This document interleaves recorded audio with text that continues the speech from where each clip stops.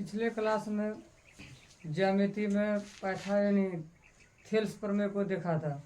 Thales प्रमेय में क्या देखा था कि जब किसी त्रिभुज के एक भुजा के समांतर है ना रेखा खींची जाए तो अन्य दो जो भुजा है उसको है ना दो भिन्न बिंदुओं पर प्रतिच्छेद करता है और उस भुजा को समान अनुपात में विभाजित करता है। यानी यहाँ पर देखे थे कि मान लिया जाए कि ABC एक त्रिभुज है, तो यदि इस त्रिभुज के BC के समांतर एक हम DE रेखा खींच दें तो AB को बिंदु D पर काट रहा है और AC को बिंदु E पर काट रहा है। तो ये जो DE है वो AB को और AC को समान अनुपात में विभाजित कर रहा है। तो हम लोग कल देखे थे थेल्स प्रमेय में यानी आधारभूत समानुपातिकता प्रमेय में देखे थे कि BC के समांतर यदि हम DE खींच दें तो ये जो AB है और AC है ये समान अनुपात में विभाजित हो जाता है। तो देखे थे क्या BC, यदि BC के समांतर हम DE खींच दें, यदि BC के समांतर हम DE खींचते हैं तो ये जो AB और AC का जो अनुपात है वो क्या होगा, बराबर होगा। यानी AD बटे BD बराबर AE बटे CE है ना। ये अनुपात देखे थे है ना, थेल्स प्रमेय में ये देखा था। तो इसका क्या थेल्स प्रमेय का विलोम भी तो हो सकता है, उल्टा भी हो सकता है ना। तो इसका विलोम क्या हो सकता है, इसका विलोम यही होगा कि जब BC के समांतर यदि DE खींचते हैं तो AD बटे BD बराबर AE बटे CE होगा। और यदि AD बटे BD बराबर AE बटा CE हो जाए तो क्या हो जाएगा, BC समांतर DE नहीं हो जाएगा। इसको कहते हैं थेल्स प्रमेय का विलोम या आधारभूत समानुपातिकता प्रमेय का विलोम कहेंगे इसको। समझ में आ रहा है कि नहीं आ रहा है? किसी को दिक्कत है इसमें? किसी को दिक्कत नहीं होना चाहिए। बस क्या है, इसका उल्टा है, इतना समांतर इतना तो इतना बराबर है इतना, और यदि इतना बराबर इतना हो जाए तो इतना समांतर इतना हो जाएगा। एक दूसरे का विलोम है, ये कोई दिक्कत नहीं है। तो यहाँ पर हम 6.2 में प्रश्नावली 6.2 में ये जो आधारभूत समानुपातिकता प्रमेय है इससे संबंधित क्वेश्चन है यहाँ पर, और इससे संबंधित क्वेश्चन का हल करने का प्रयास करेंगे हम लोग, है ना।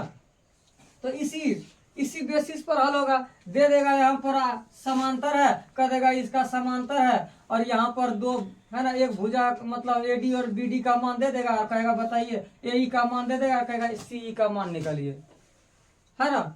तो यहाँ से हम क्या कहेंगे कि थेल्स प्रमेय से BC समांतर D, इसलिए AD बटे BD बराबर AE बटे C। यहाँ पर AD का मान रखेंगे, BD का मान रखेंगे, AE का मान रखेंगे, C का मान निकल जाएगा। तो यहाँ पर जो पढ़ने वाला है तुम लोग प्रश्नावली 6.2 में वो थेल्स प्रमेय पर आधारित क्वेश्चन को पढ़ना है ना। तो हम इसी फॉर्मूला का यूज करेंगे यहाँ पर, है ना। तो देखते हैं फर्स्ट क्वेश्चन में क्या है।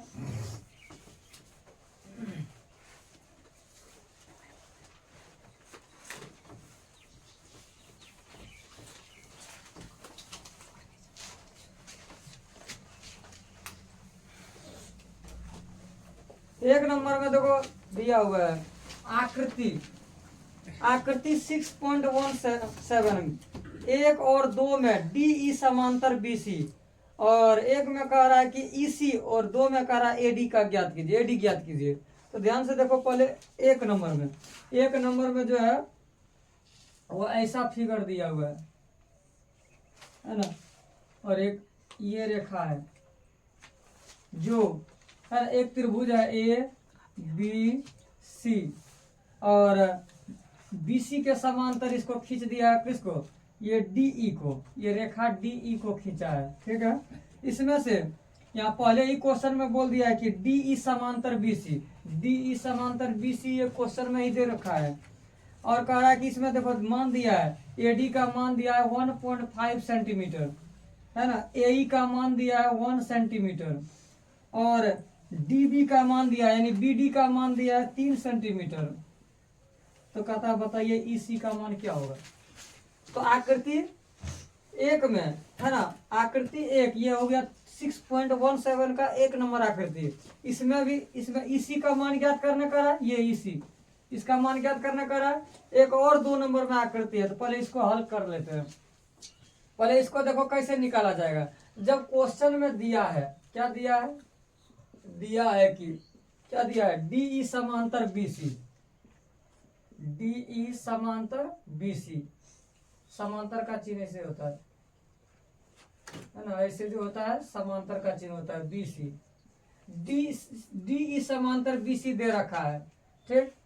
तो इसलिए यहां से क्या हो जाएगा, थेल्स प्रमेय से, यानी थेल्स प्रमेय को हो या आधारभूत समानुपातिकता प्रमेय को, थेल्स प्रमेय से। थेल्स प्रमेय में क्या कहता है कि जब, है ना, एक भुजा के समांतर एक रेखा खींच दिया जाए तो शेष भुजा का जो है ना, शेष भुजा जो है ना समान अनुपात में विभाजित होता है। यानी समान अनुपात क्या है, AD बटे BD बराबर AE बटे C। तो यहाँ से हम थेल्स प्रमेय से लिख सकते हैं कि AD बटे BD, है ना, ये AD बटे BD बराबर, यानी इसका AD और BD का जो अनुपात होगा वही AE और CE का अनुपात होगा, यानी AE बटे CE। समझ में आ रहा है, किसी को दिक्कत नहीं है। यहां से अब सबका मान रखो। AD का मान देखो कितना दिया हुआ है 1.5 बटे BD का मान कितना है 3 सेंटीमीटर बराबर, AE का मान कितना है 1 सेंटीमीटर बटे CE का मान निकालना है। तो यहाँ से हम कैसे निकालेंगे CE का मान, तो CE गुना क्या करेंगे 1.5 करो, है ना। तो 1.5 हम इसको ऐसा भी लिख सकते हैं 15/30, क्योंकि पॉइंट उड़ा देंगे तो यहाँ नीचे एक जीरो आ जाएगा। 15/30 बराबर 1/C, है ना, 15 एकम 15, 15 दूना 30। यहाँ से CE गुना 1 CE हो जाएगा, अब बराबर 2 गुना 1 2, है ना। तो CE का वैल्यू कितना आ गया 2 सेंटीमीटर। तो यहाँ CE का वैल्यू निकल गया 2 सेंटीमीटर, है ना। अब देखो ना अनुपात निकाल के, इसका अनुपात निकालो कितना हो गया 1.5/3। तो इसको पॉइंट उड़ाएगा तो 30 होगा, तो 15 दूनी 30, 1/2 आया इसका अनुपात। यहाँ देखो इसका मान 1 है, इसका मान 2 आया है, तो 1/2। देखो इसका भी अनुपात 1/2, इसका भी अनुपात 1/2 बराबर हो गया ना अनुपात। तो यहाँ पर CE का वैल्यू कितना आ गया 2।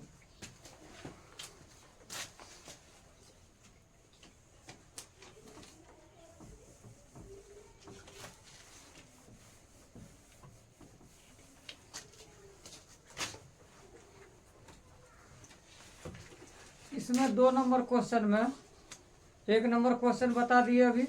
दूसरा नंबर क्वेश्चन है, दूसरा नंबर में एक फिगर दिया है। इसमें फिगर दिया है ABC एक त्रिभुज है, ABC एक त्रिभुज है।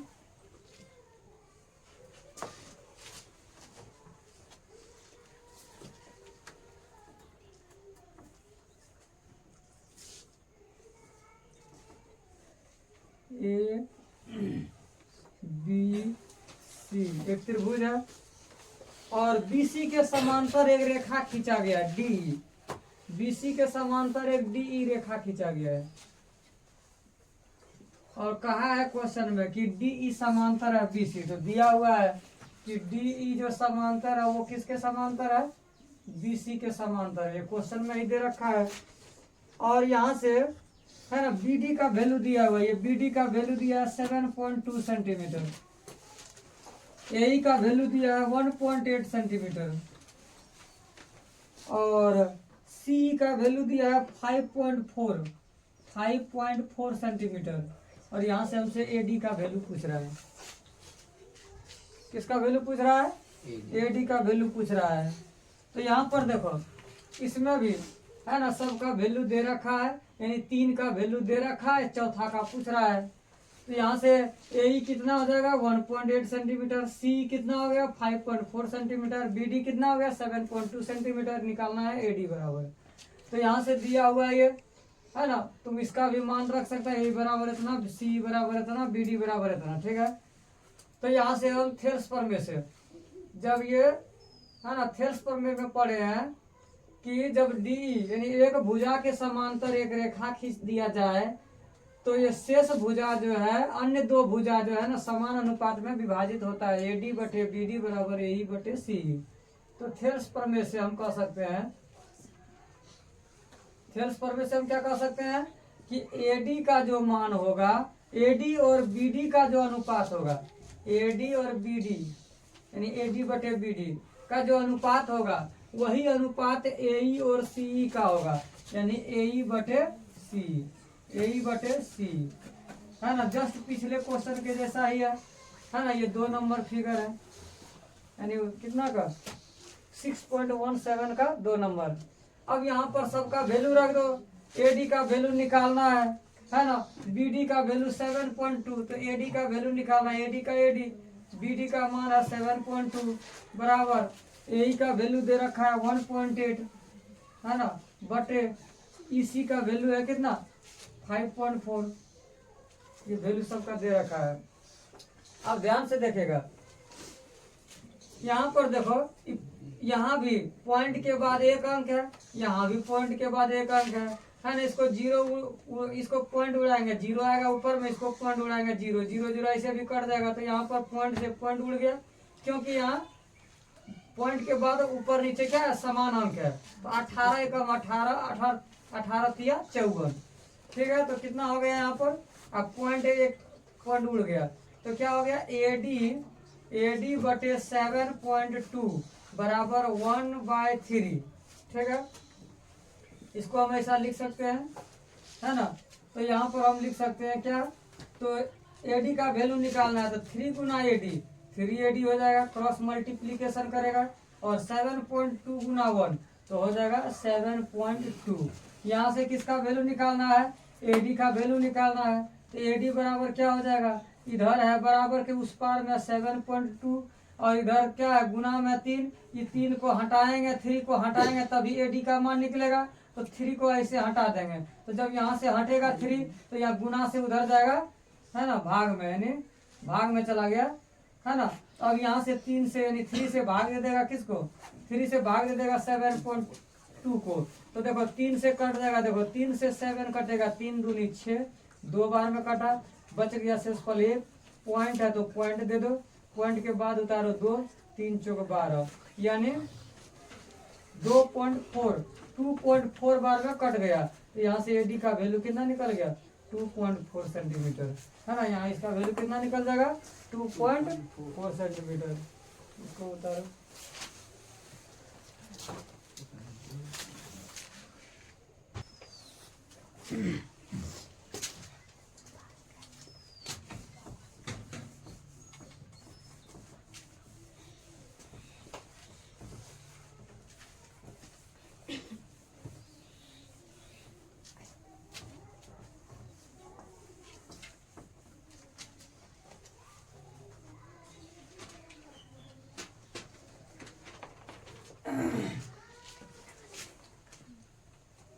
दो नंबर क्वेश्चन में क्या दिया हुआ है, कहता है एक त्रिभुज पी क्यू आर है। तो हम एक त्रिभुज पी क्यू आर की रचना करते हैं, है ना। ये त्रिभुज पी क्यू आर है, पी क्यू आर एक त्रिभुज क्या है पी क्यू आर है।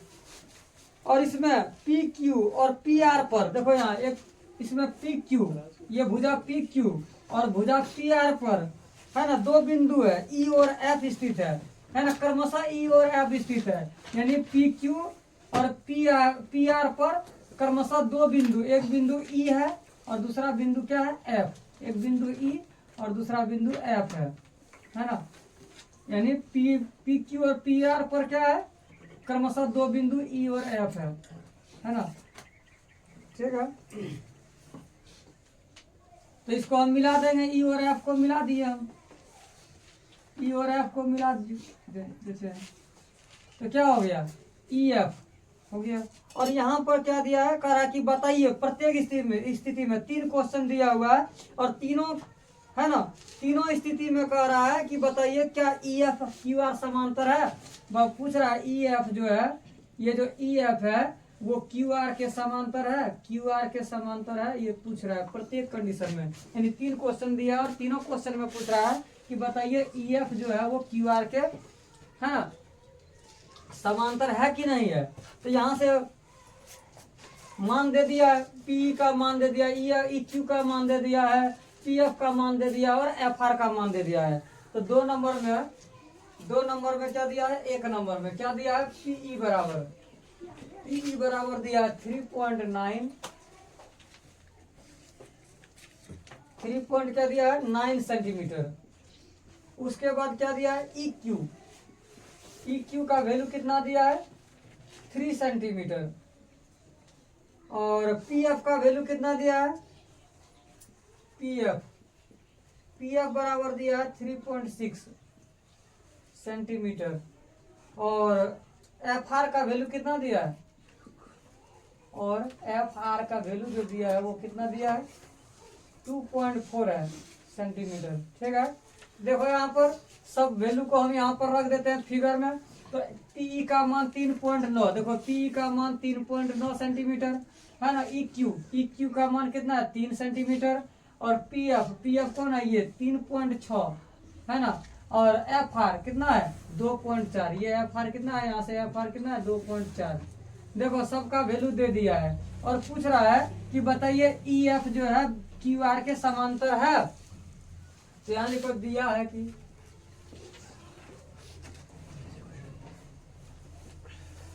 है ना, ये सब हमको दे दिया है। तो ध्यान से सुनो, इसका थेल्स प्रमेय का विलोम पूछा है नहीं, सभी है ना।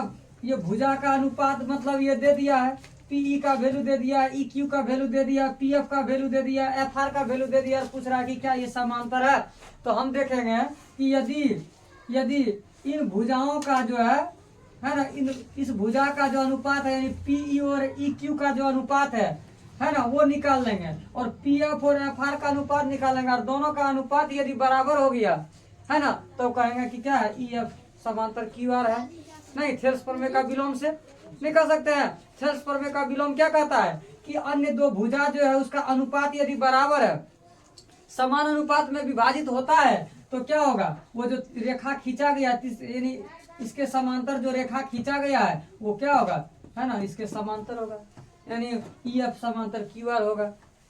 समझ में आ रहा है कि नहीं। तो हम यहाँ पर क्या करते हैं, PE और EQ का अनुपात निकालेंगे, फिर PF और FR का अनुपात निकालेंगे। तो PE बटे EQ, इसका अनुपात निकालते हैं, कितना आएगा। तो PE का मान है 3.9 और इसका मान कितना है 3। अब देखो इसका अनुपात पॉइंट उड़ाएगा तो 39 होगा, यहाँ पॉइंट उड़ाएगा तो नीचे क्या होगा 1 0। देखो 3 से है ना, 3 से 13 बार में, 3 से 10 बार में, इसका वैल्यू कितना आ गया 13/10, यानी इसका अनुपात कितना निकला गया 13:10। अब इसका अनुपात निकालते हैं PF और FR का। तो PF बटे FR, तो PF का वैल्यू कितना है 3.6 बटे इसका वैल्यू कितना है FR का 2.4। अब देखो 12 से दोनों कटेगा, 12 तिया 36, 12 दूनी 24 है ना, निकलेगा ना। ठीक है, देखो यहाँ पर क्या होगा, देखो पॉइंट के बाद 1 अंक, पॉइंट के बाद 1 अंक, पॉइंट उड़ गया, कितना बचा 36/24 है ना। कटा दो, 12 दूनी 24, 12 तिया 36, इसका अनुपात कितना निकला 3/2, यानी 3:2। अब देखो यहाँ पर बराबर है, दोनों का अनुपात बराबर है, दोनों भुजाओं के है नहीं है बराबर। इसका अनुपात निकल रहा है कितना, इसका अनुपात निकला PE और EF का अनुपात निकला 13:10 है ना। और इसका अनुपात निकला PF और FR का अनुपात निकला 3:2। क्या ये दोनों है ना समान अनुपात में विभाजित हो रहा है, नहीं, अनुपात बराबर नहीं हो रहा है। तो ये इसका मतलब है कि समान अनुपात में विभाजित नहीं हो रहा है। और जब समान अनुपात में विभाजित नहीं हो रहा है तो क्या EF जो है QR के समांतर होगा, नहीं होगा। तो हम लिखेंगे चूंकि, है ना, लिखेंगे क्या, चूंकि PE बटे EQ और ये जो है ना PF अब बटे FR है ना, ये दोनों आपस में क्या है, इसका दोनों का आपस में अनुपात बराबर नहीं है। जब अनुपात बराबर नहीं है इसलिए हम कह सकते हैं थेल्स प्रमेय का विलोम से कि क्या है है ना, हम लिख सकते हैं कि EF समांतर नहीं है ना। EF समांतर EF जो है वो है ना, EF समांतर नहीं है QR का, EF समांतर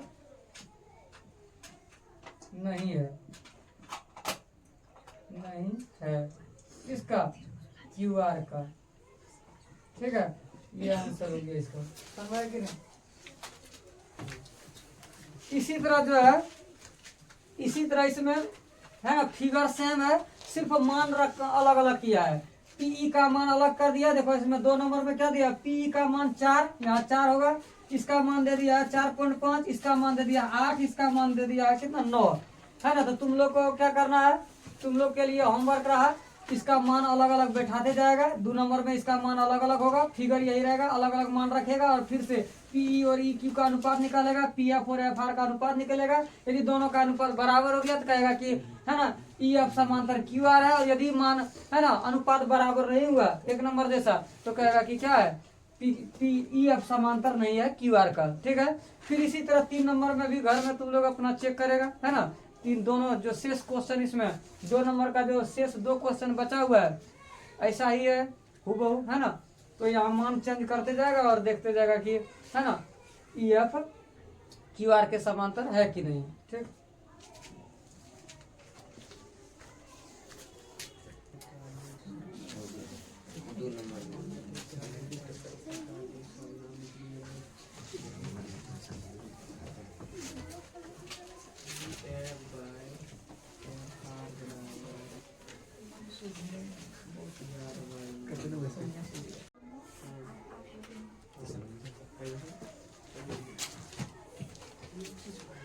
तीन नंबर क्वेश्चन में एक फिगर दिया हुआ है, यानी 6.18 में, है ना। क्या फिगर है, इस तरह का एक फिगर है ना।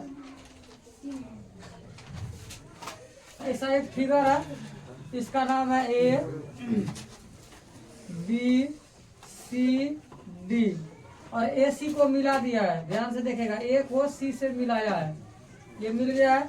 और ध्यान से देखो क्वेश्चन में बोल दिया है कि ये जो है बीसी के समांतर यहाँ पर क्या खींच रहा है, क्या खींचा हुआ है, एम एल, ये बीसी के समांतर एम एल खींच दिया है, ठीक है।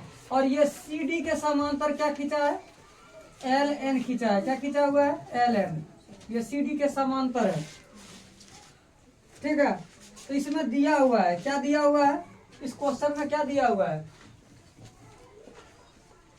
दिया है कि क्या दिया है, एल एम या एम एल समांतर बी सी, क्या दिया हुआ है यहाँ पर, एल एम समांतर सी बी, एल एम समांतर सी बी दिया हुआ है कि एल एम समांतर क्या दिया हुआ है, सी बी दिया हुआ है, तथा और क्या दिया हुआ है, और दिया हुआ है कि एल एन है ना, कितना, एल एन समांतर सी डी, एल एन समांतर सी डी, ये दे रखा है, ठीक है।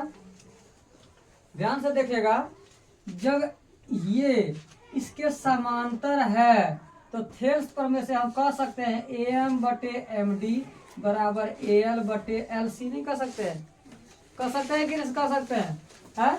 तो दिया हुआ है इतना, तो हम लिख सकते हैं कि जब चूंकि एल एम समांतर सी बी, एल एम समांतर सी बी, इसलिए ऐसा हम लिख सकते हैं ए एम बटे बी एम, ए एम बटे है ना एम बी कह सकते हैं, ए एम बटे एम बी।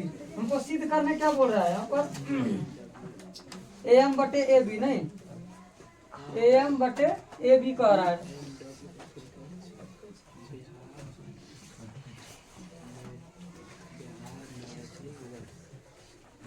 ए एम बटे ए बी कह रहा है।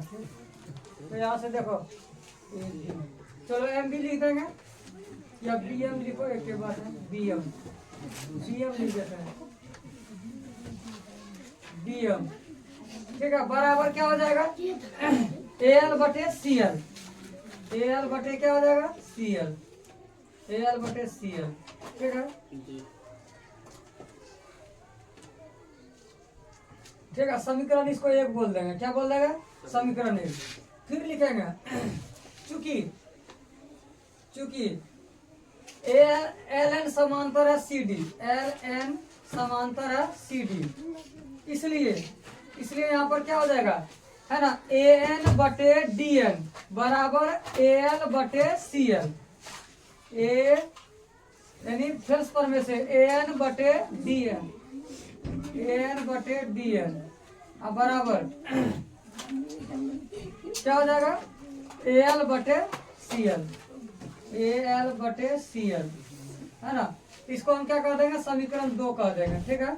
अब समीकरण 1 तथा 2 से, समीकरण 1 तथा 2 से, है ना, समीकरण 1 तथा 2 से, तो 1 तथा 2 से क्या हो जाएगा, ध्यान से देखो, समीकरण 1 का दायां पक्ष और समीकरण 2 का दायां पक्ष दोनों बराबर है, तो दोनों समीकरण का बायां पक्ष भी बराबर होगा कि नहीं होगा।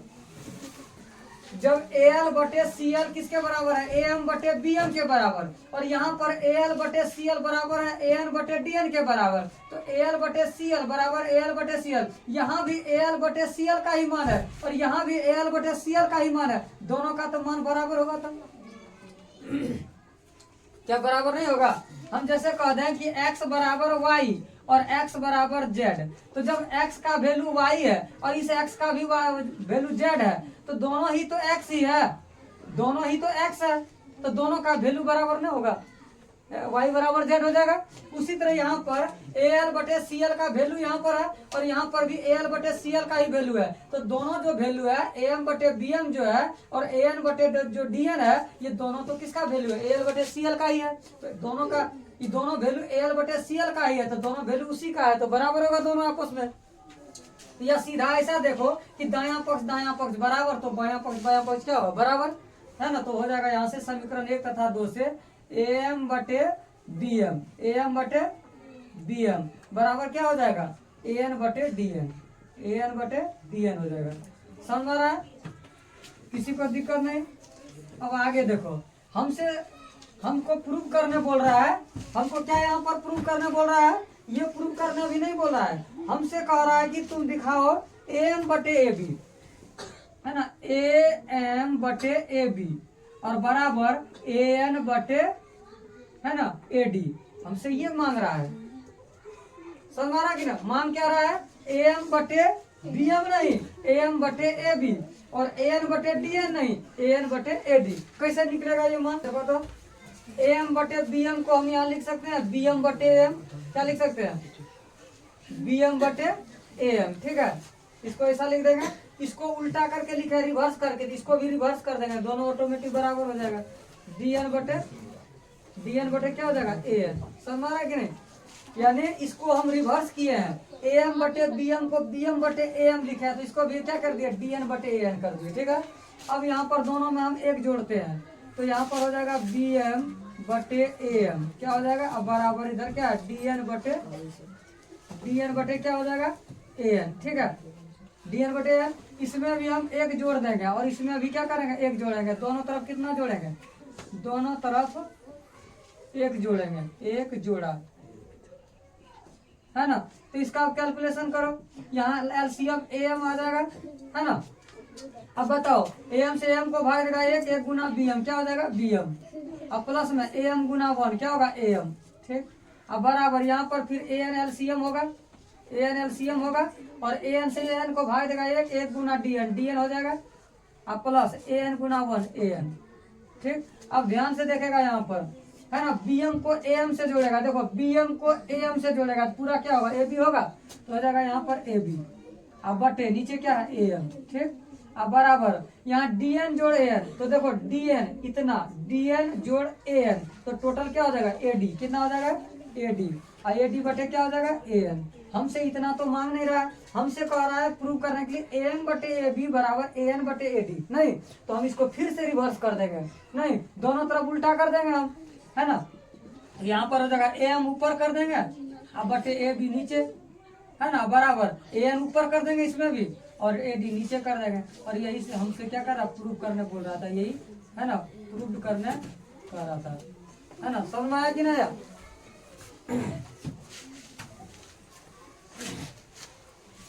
ठीक है। आप कल के क्लास में मिलते हैं।